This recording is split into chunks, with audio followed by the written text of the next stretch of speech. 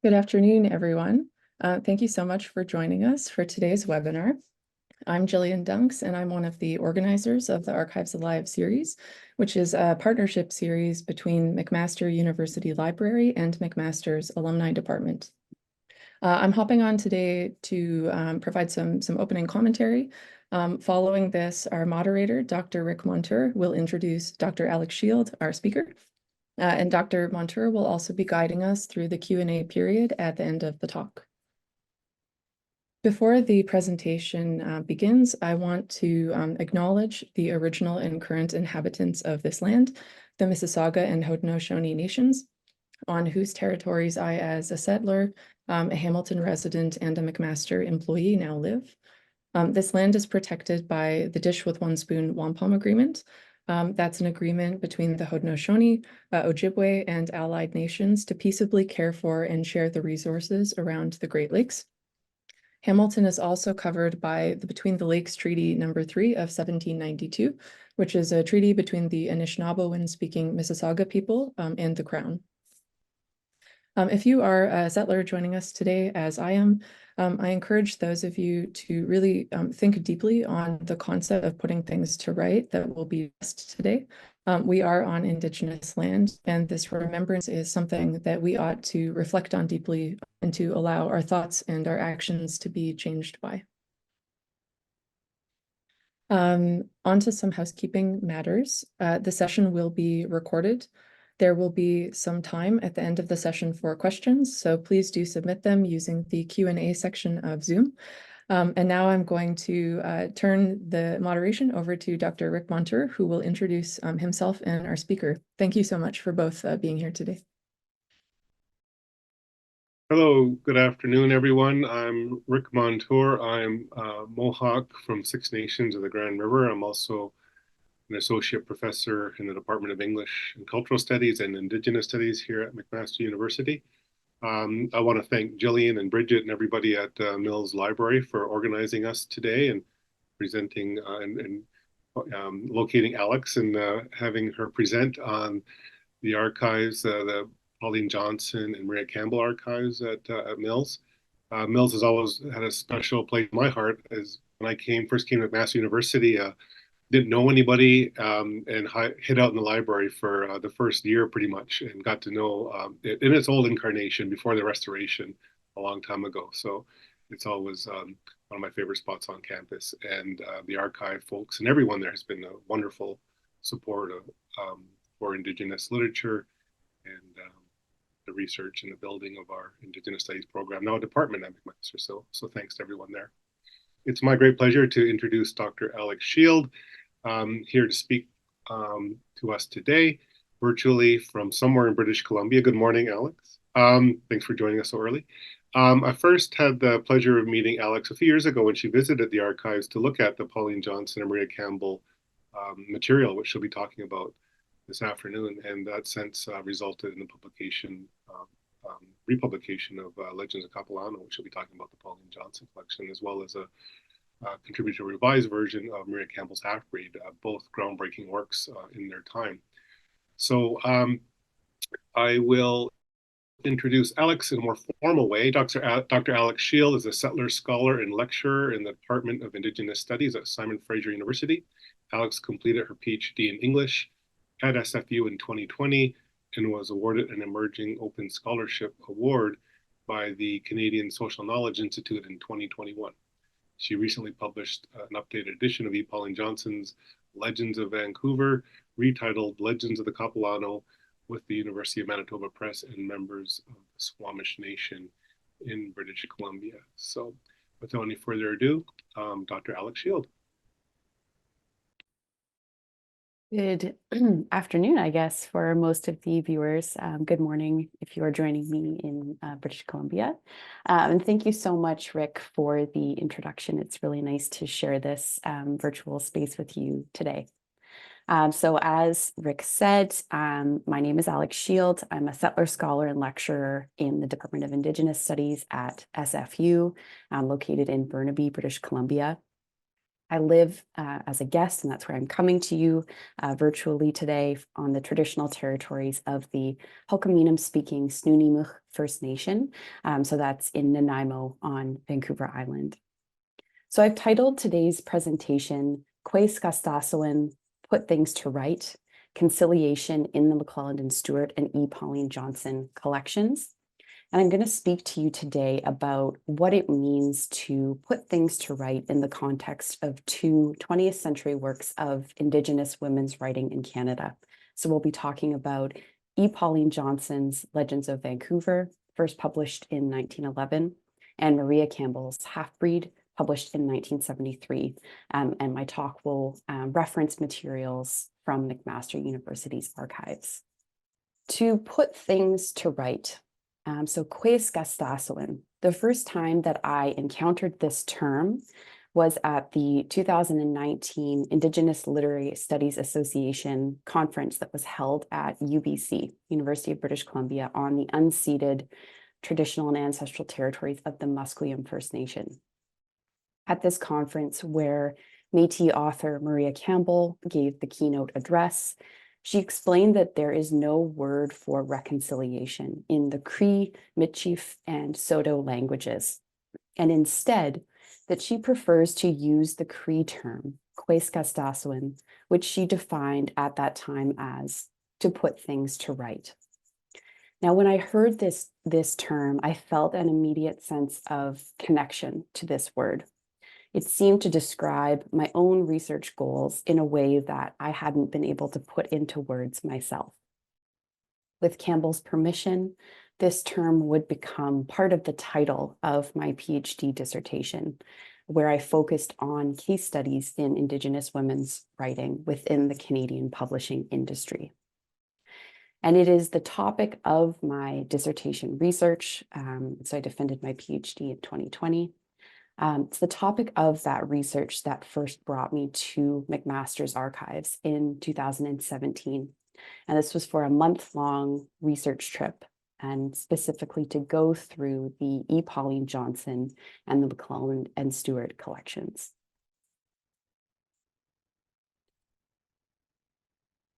Now, anyone that's familiar with the E. Pauline Johnson collection at McMaster knows that it is quite extensive. And so despite this, I was really only focusing on a specific research goal. So I was looking at materials relating to the final years of Johnson's life, namely her time spent in Vancouver when the book Legends of Vancouver came to be. So some background first. Legends of Vancouver is a collection of 15 short stories or legends written by Ganyin Gahaga or Mohawk writer, poet, performer, E. Pauline Johnson. Most of these stories are based on the oral stories that were told to her by Squamish storytellers, Chief Joe Capilano and his wife, Mary Agnes Capilano. Johnson, pictured on the far left, was a 20th century poet, performer, and writer from Six Nations territory near Brantford, Ontario. And she became known for her writing during the 1880s, when she was publishing often in Canadian periodicals and newspapers. She would spend the rest of her life traveling throughout Canada, the United States, and England, reciting her poetry. And during her performances, she would often gesture towards her mixed Mohawk and English background by wearing a buckskin dress for one part of her performance and then changing into a European dress for the other part. Johnson eventually retired from the stage in 1909, and it was at that point that she moved to Vancouver, BC, where she would spend her final years. So many of the stories that were published later in Johnson's life were based on her friendship with Squamish Chief Joe Capilano, pictured in the middle there. She first met Joe Capilano in London in 1906. So Johnson was there in London to perform her poetry, and Chief Capilano was there with a whole different agenda. So he was hoping to meet with King Edward VII to protest restrictions that were being enforced at that time over Indigenous land and fishing rights in British Columbia. When Johnson relocated to Vancouver several years after meeting Capilano in London, she continued a friendship with him. She would spend time with Joe Capilano and his wife, Mary Agnes, going on walks around North Vancouver and canoeing through the Burrard Inlet over to Stanley Park. Though Joe Capilano at that time had gained a sort of notoriety in Vancouver for his outspoken activism, Mary was also quite well known in the city. She would paddle her canoe across the inlet daily to sell fresh seafood at the Hotel Vancouver. So it was during these outings with the Capilanos that the Capilanos would share their Coast Salish stories with Johnson. And this was in a mix of the Chinook jargon, so a type of trade language, and English. So these stories are the stories that would eventually become the book Legends of Vancouver.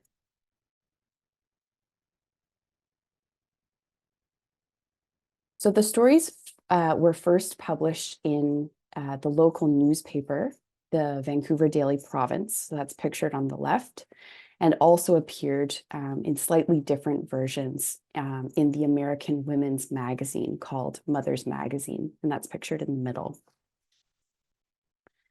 In 1911, and at that time, Johnson had become increasingly ill from breast cancer. Her friends and her supporters gathered together to form a group called the Pauline Johnson Trust. And this was a group that gathered a selection of Johnson's published legends, the ones that had appeared in the Vancouver newspaper, together, and then formed the book Legends of Vancouver, pictured on the far right. And the idea behind this was that all of the proceeds from the sale of the book would then go to support Johnson and her medical bills. Now, it's important to note that the versions of the legend stories that appeared in the Vancouver newspaper were different from those that appeared in Mother's Magazine.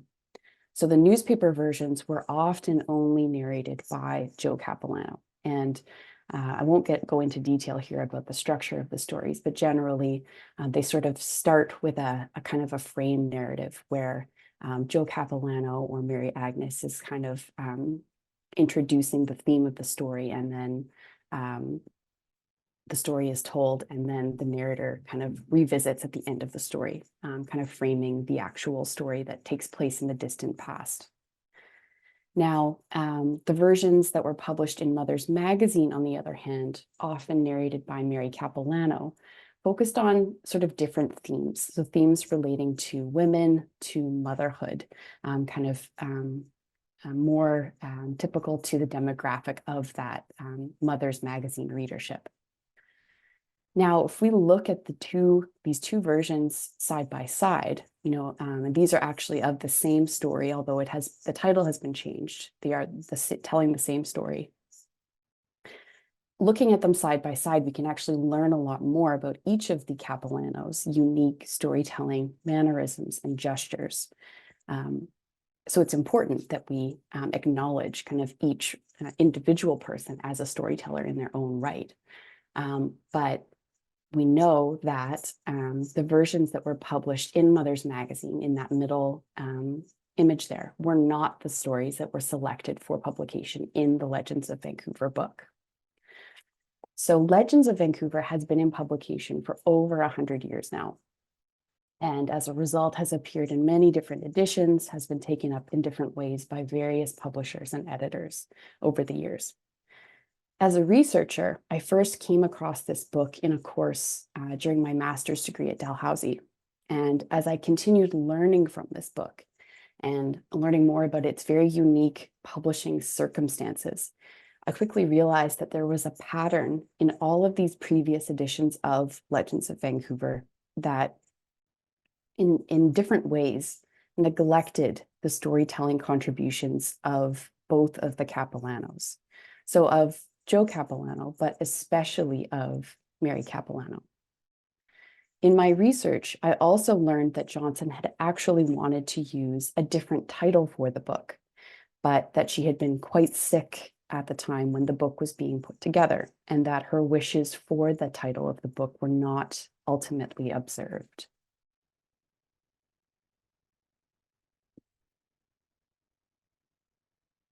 So despite being published and republished as Legends of Vancouver for the past 100+ years, this is not the title that Johnson actually wanted for the collection. There are documents held in McMaster's E. Pauline Johnson collections that reveal that the early working title of the book was Indian Legends of the Coast. So you can see the image on the left here is an order slip. And that Johnson ultimately wanted the book to be called Legends of the Capilano, as a tribute to the Capilano storytellers and their community at Capilano Indian Reserve No. 5 in North Vancouver. The title that was ultimately chosen for the volume was, as scholar Linda Quirk suggests, quite misleading. So Quirk states, quote, "The legends in this collection are not about George Vancouver's explorations of the Pacific coast late in the 18th century, nor are they about the founding of the city of Vancouver in the late 19th century. They have nothing to do with the city of Vancouver at all," unquote. Now, pictured in the middle here is a letter that I also found at McMaster. And this was written by Pauline's sister Evelyn in 1913, so just shortly after Pauline's death. This is one of 5 letters that were exchanged between Evelyn and a Mr. James Goulet of Kent County, Ontario. Now, the letters that are held at McMaster only show Evelyn's side of the correspondence, but in reading through them, it becomes clear that Mr. Goulet started the correspondence to Evelyn to express condolences for Pauline's recent passing. Now, in this particular letter dated 1st of July, 1913, Evelyn writes, quote, "The name Legends of Vancouver was given the book by the trustees of the fund in the hope that it would prove a better seller. My sister was greatly disappointed, as she had called it Legends of the Capilano," unquote. And I know that it's very difficult to actually make sense of this handwriting, but if you have any experience reading through E. Pauline Johnson's writing, this is very similar. You kind of think you get better at it over time. So with Johnson's desired title, Legends of the Capilano, we can assume that Pauline was describing the people of the Capilano Reserve. And those are members of the Squamish Nation, like Chief Joe and Mary Capilano, of course, of the same name, who called that area of North Vancouver at Capilano Creek their home. So this letter would play a key role in justifying the change in the title of the book to Legends of the Capilano, which I was able to do last year in the updated edition of the book that I published with the University of Manitoba Press.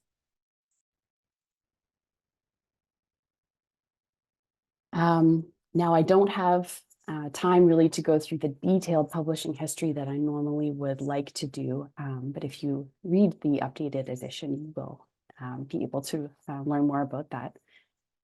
In the new edition, I provide this detailed history, but I just wanted to address a few key things that I learned from the collections at McMaster. So the first edition, pictured on the left, published in 1911, you'll notice that while the cover of the first edition features that embossed image of a Plains Indian chief, this image does not represent Chief Capilano, nor does it represent the Squamish Nation. And it instead sort of has this effect of constructing a stereotypical Indigenous figure to represent the legend stories.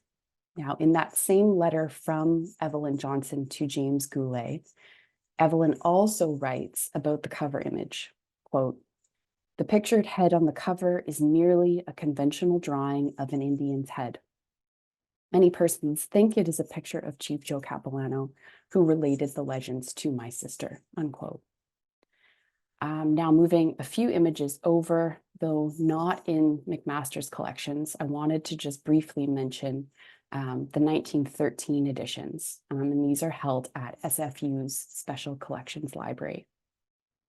So in the middle left, this is one of the 1913 editions, and the copy beside that is the same edition, but a copy that is unique in that it has had an additional board glued over top, a hand-painted board glued over top, of the original paper binding. So giving it this new cover and new titles, Legends of Capilano. So this is a kind of, a gesture that perhaps suggests that the alternative title that Johnson actually wanted for the collection was, more widely known than just in that correspondence between Evelyn and Goulet.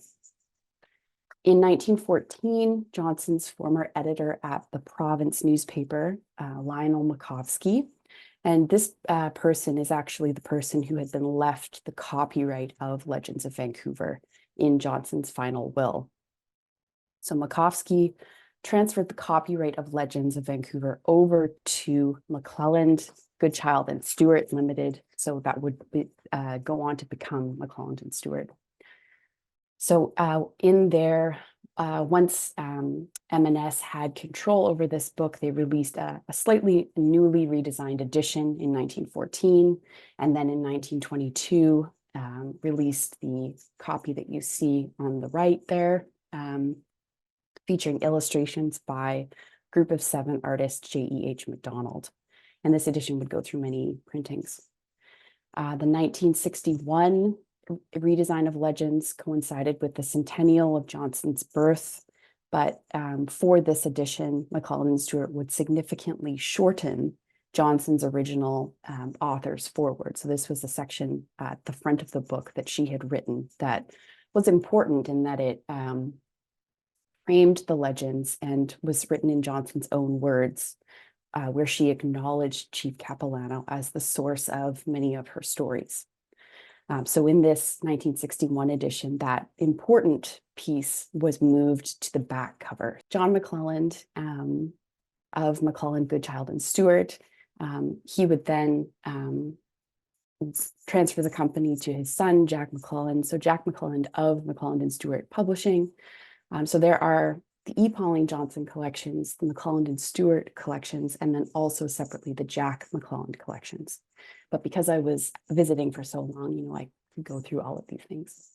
So something that I learned by going through the Jack McClelland collections was that Lionel Makovsky, who had held copyright of Legends after Pauline's death, had actually written to McClelland and Stewart proposing to create an educational children's edition of Legends of Vancouver.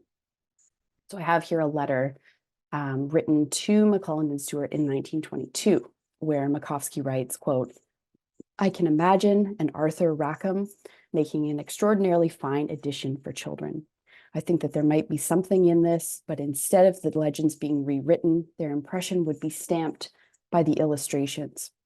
Perhaps for children between 8 and 12, the personal touches between Miss Johnson and Chief Capilano and others of her tillicums, that's the Chinook word for friend, might be omitted.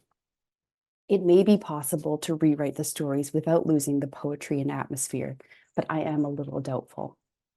Now, also included in this letter to John McClelland, so before Jack McClelland, his father, John McClelland, owned this publishing house. Also included was a prototype foreword to this new children's edition, which Makovsky had imagined retitling as Indian Fairy Tales. Now, I bring this up because in future editions of Legends, in kind of the front matter, various editors and publishers would likewise use terms like fairy tales and folklore to describe the Legends of Vancouver stories. These terms are inaccurate and misleading when it comes to describing stories that draw on Indigenous traditional knowledge. So this proposed adaptation never ended up happening, but in recent years, there have been several children's book adaptations of some of the Legends of Vancouver stories. So after spending all of these years researching this book and then using what I learned in the archives at McMaster, I was able to publish an updated edition of Legends last year with the University of Manitoba Press. So just briefly, the new edition, of course, has been retitled, honoring Johnson's intended title, acknowledges Joe and Maria Capilano as co-authors alongside Johnson for the first time.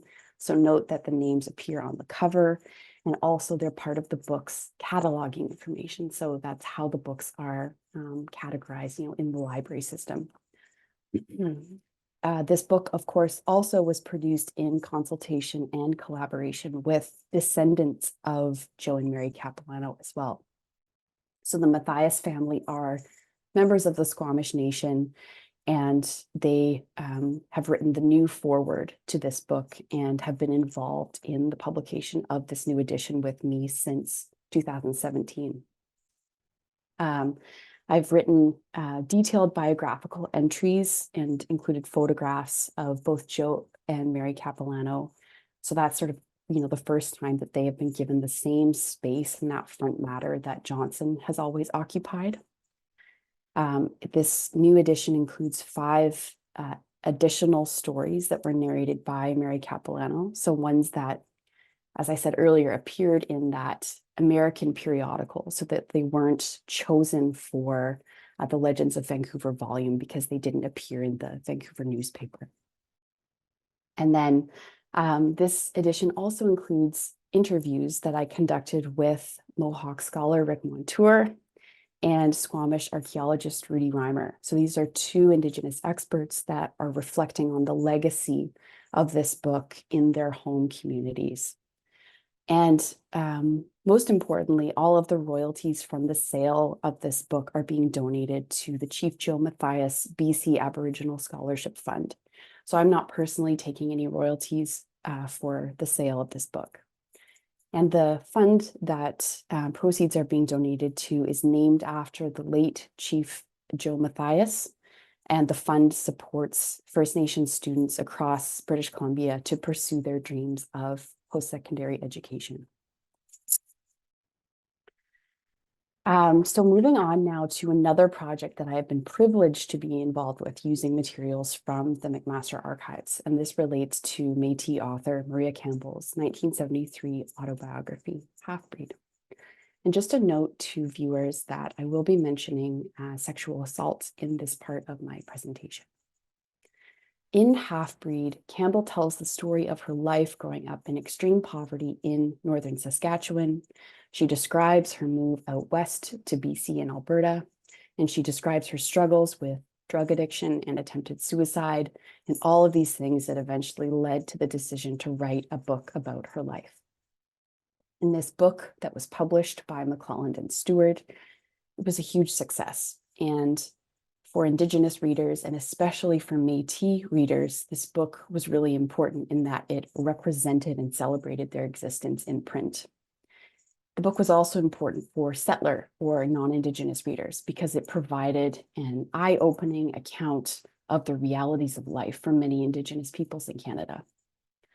Now, despite the book's huge success and response from readers, it was not known widely until recently that a key part of Campbell's life story had been removed by publishers without her permission. And this was a piece of the story that really would change the entire story. The missing piece described Campbell's experience of being sexually assaulted by members of the RCMP at the age of 14. In a 1989 interview with German scholar Hartmut Lutz, Campbell mentions this missing piece. So Campbell, quote, "However, a whole section of the book was taken out that was really important, and I had insisted it stay there. And that was something incriminating the RCMP. Lutz, who decided to take it out? Campbell, the decision was made by the publisher without consulting me. Lutz, so you didn't know until it came out? Campbell, it was in the galley proofs, and when the book came, it was gone," unquote. Now, in April 2017, while at an international literary conference in Dublin, Ireland, my research colleague, Deanna Rader, who's Cree Métis, and I had an opportunity to meet Maria Campbell, which I never imagined would happen in my lifetime. Having read this interview with Lutz and other accounts referencing a missing piece to Campbell's autobiography, we asked for Campbell's permission to seek out the Halfbreed manuscript in the McClelland and Stewart archives at McMaster.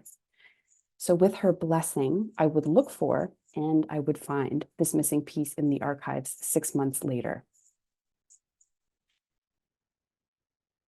So during my visit, and this was the same trip where I found Evelyn Johnson's important letter about the true title for Legends of Vancouver, I located these 2 pages crossed out with red X's when reviewing the manuscript files relating to Halfbreed. So this was part of the McClelland and Stewart manuscript files. I'm not going to read these pages aloud, but they describe in detail Campbell's sexual assaults by members of the RCMP, as she had originally written it in the 1970s and intended to include in her published autobiography. I knew right away that these pages were extremely significant and that they would need to be handled with care. A few months after visiting the archives, my research colleague and I arranged to meet with Campbell at her home in Saskatoon. We presented Campbell with gifts of tobacco and sweetgrass and showed her images of the missing manuscript pages.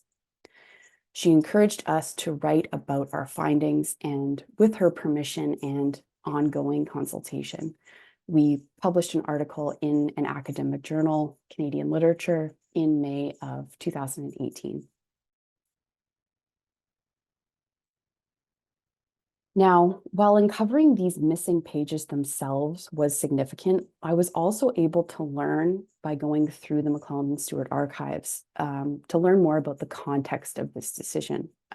So looking through the publishing correspondence files relating to Halfbreed. So these were also within the McClelland and Stewart collections.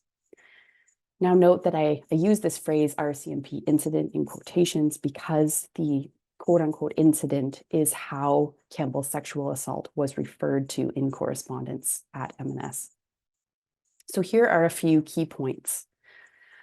So there was a bit of an editorial tug of war around these pages in that Campbell would include them in her draft pages and then her editors would remove them in their edits and send the file back to her with the pages taken out.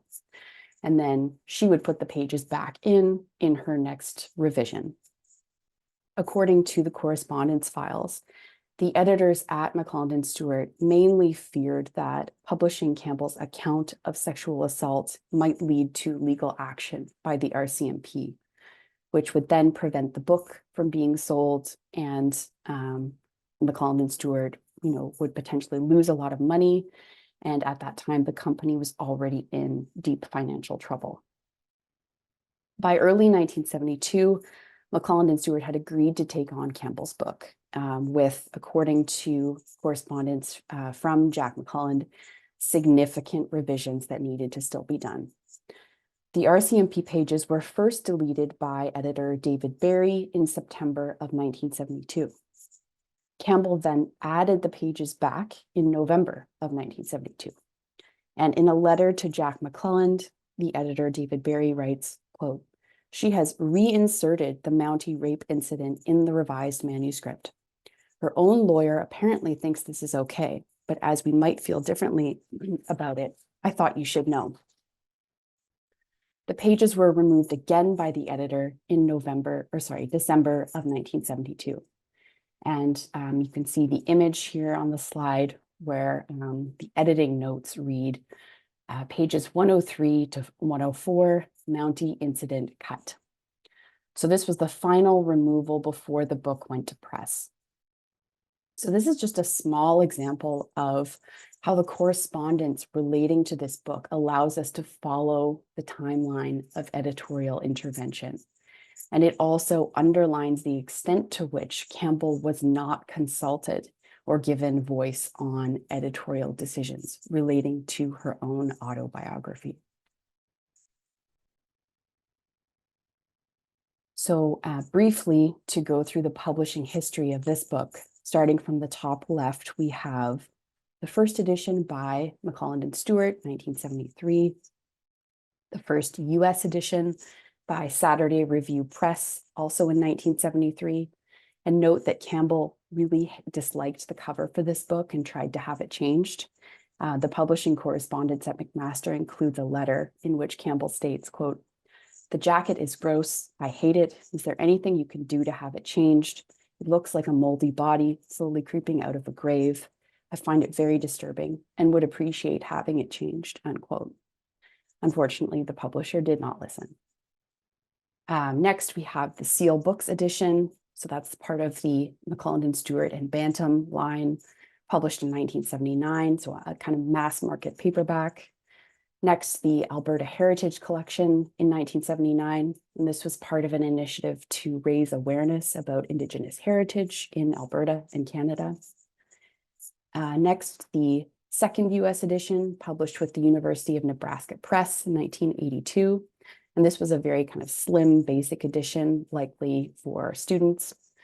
And then back to the left again, bottom, the German edition, 1983. This was published by a Munich-based feminist publishing house. 1983 also, the Good Read Biographies edition.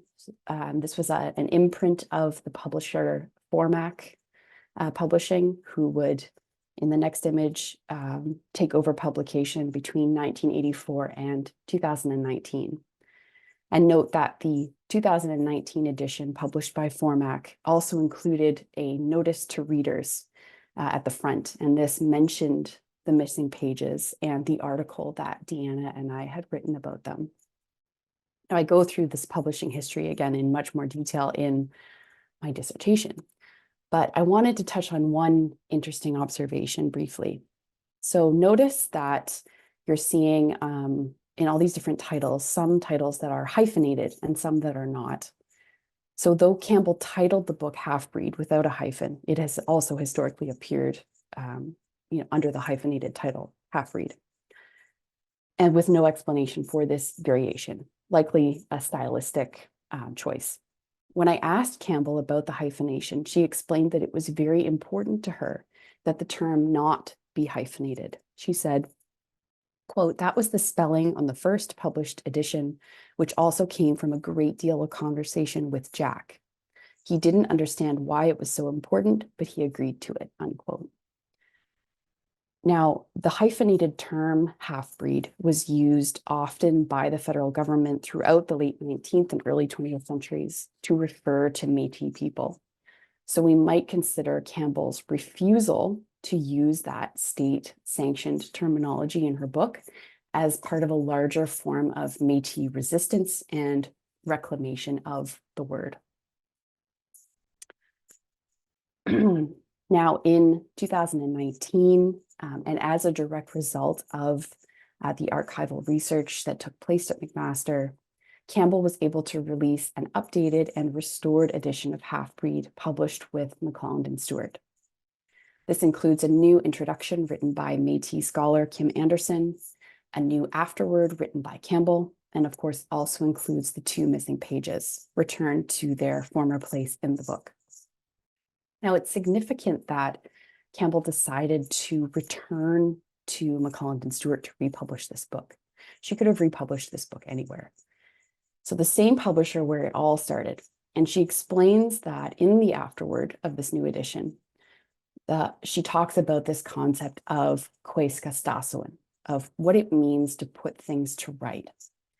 And that part of giving McClelland and Stewart this opportunity to republish the book in a good way is what that means in the publishing world, to give them an opportunity to set things right, to move forward in a good way. Now, going back to that 1989 interview with Hartmut Lutz, Campbell was asked if she would ever rewrite her groundbreaking autobiography. And she responded, quote, "Yes, someday. I don't think I'd make changes. What I would do with the book is I would only put in that piece that was taken out," unquote. And that's exactly what she has done with the updated and restored edition of Halfbreed, using those missing pages from the McMaster archives, telling her story the way she had always intended. Now, I'd like to conclude by expressing my sincere thanks to the staff of the William Reddy Division of Archives and Research Collections at McMaster, and especially to those who were there in 2017 and who made my month-long research trip just so amazing and memorable. I would also like to thank McMaster University Library and alumni for giving me the opportunity to share my research in the Archives Alive series today. And then finally, I would like to acknowledge Maria Campbell, who gave me permission to share the images of the missing pages for today's talk, and whose kindness and ongoing support really mean everything. I've included on this slide a link to a digital publishing timeline that I made as part of my PhD dissertation. And this uses the publishing correspondence at McMaster. And it goes into so much more detail about the decisions around the removal of those pages than I could possibly go into today. So please take a look at this. And if you have any questions, there's my email. And thank you so much for listening. Great. Thanks so much, Alex. It's an amazing presentation. I learned a lot, even though the Pauline Johnson archive I've known about for a long time. I didn't know the Maria Campbell manuscript was in the archives until you visit it. And right under my own nose, I walk by it every day almost.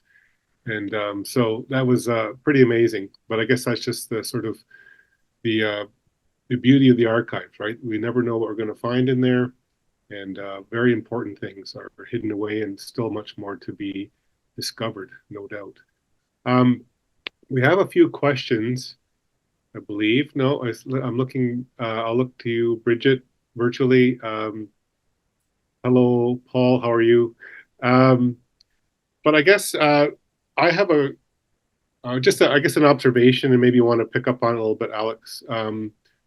But what strikes me is this sort of something I've always kind of talked about when I teach Indigenous literature classes, is that for most people, literature is sort of seen as a bit of not a soft discipline or anything, but it's not really seen as politically threatening in most instances.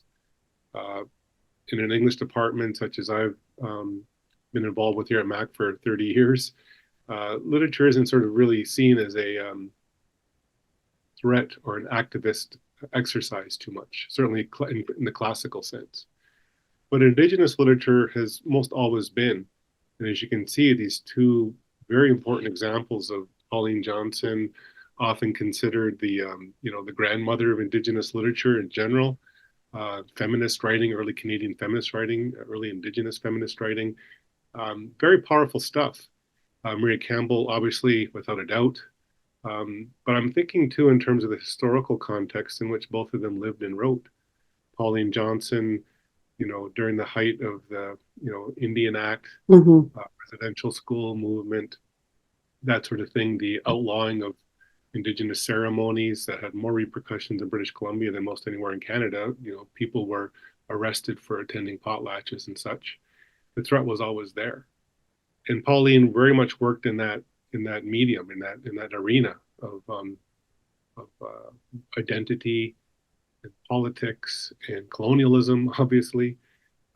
And Maria Campbell, a bit later, several decades later, kind of in the height of the American Indian movement and the activists, arenas then. But also certainly that kind of intersection between that kind of work, that sort of political and social activities, and publishing, right? The threat that was posed to McClelland and Stewart through her writing, or just a simple fact of an Indigenous woman's existence, was dangerous for a publisher to include or even consider, right? For obvious reasons. So I just wondered if you sort of thought about that a little bit in terms of the historicization, the politicization of these things, of literature, and how literature kind of moves in those kind of largely unknown ways by most readers. If you know what I'm saying, does that make any sense?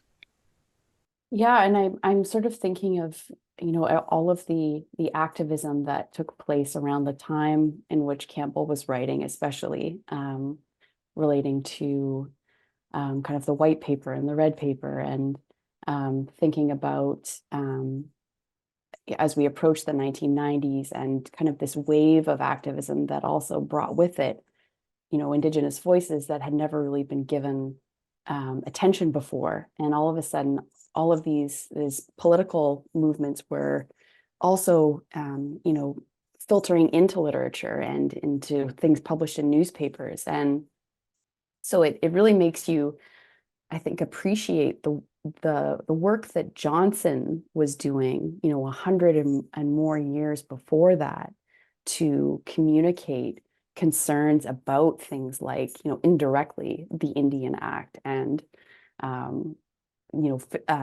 Indigenous land and fishing rights that were being kind of taken away and diminished, and to kind of weave these into the stories that she was telling, these concerns that were articulated by people like Jill Capilano and Mary Agnes Capilano, that maybe it is only with hindsight that we can see the ways that they're bound up in politics and kind of the political arena at that time. Yeah, for sure. Much more to be talked about there. Kind of building from that, we have a question from the room, the virtual room. A great body of discovery, rediscovery. There's so much angst around the identity of Halfbreed, I guess now known as Halfbreed. Thank you for finding this story. Do you plan to go further with this research? And if so, which direction might you want to take it? I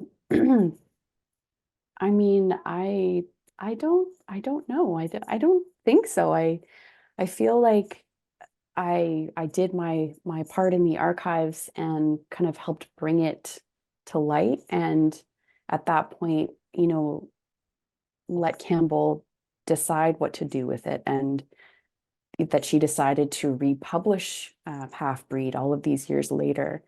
I think it's so admirable, because you have to imagine the courage that it would have taken, 45 plus years ago, to put that in writing and to imagine that the whole world potentially would be reading about your assault. And then to have all of these decades pass where it has been kind of hidden away. It is you're doing other things. Campbell has been so busy her whole life in activism, in art, in making a difference in the lives of Indigenous peoples everywhere. And to then, as someone in her older years, then, return to this book and have that opportunity to once again tell that story. So it's courageous in so many different ways and times. And so I guess I just feel like I've sort of done my part, and I don't think that I will be carrying on with the research relating to Halfbreed in any further capacity. But I really feel like every day I feel grateful to be kind of in some way part of that story. Yeah, absolutely. It's a great contribution. And it's interesting too, right? Because Maria is still very much alive and a real force, still at 80 years old. I think she was here on campus and gave a talk back in November that we hosted, and it seemed to us that she's about looking forward, right? She's not about looking back too much. She's been there, done that, and is proud of it, but not too worried about it either. Kind of like maybe that's for others of us to take up and move forward. And but it struck me too, as you were talking, that these sorts of books and your kind of really interesting look at what we do with covers. What does a book say? By its cover, based in the world, so to speak. In the way in which Pauline envisioned her work and what the publishers did and how it got changed, and same with Maria, who never liked the cover, but when it came to the republished version, went with the original cover. It's almost kind of it sort of reminded me of the debates around statuary around the country, right? Like, do we celebrate John MacDonald? Do we, all these various folks and these images, these public facing things? And Maria just took this full on, right? That becomes a story, right? Like, here's a cover, I hate it. It has a kind of, resonance. Let's talk about the problems with that, to talk about the erasure and the dismissal of Indigenous women's views of how she's presented to the world. There are stereotypical images of what an Indigenous woman was in 72, 73, and even now.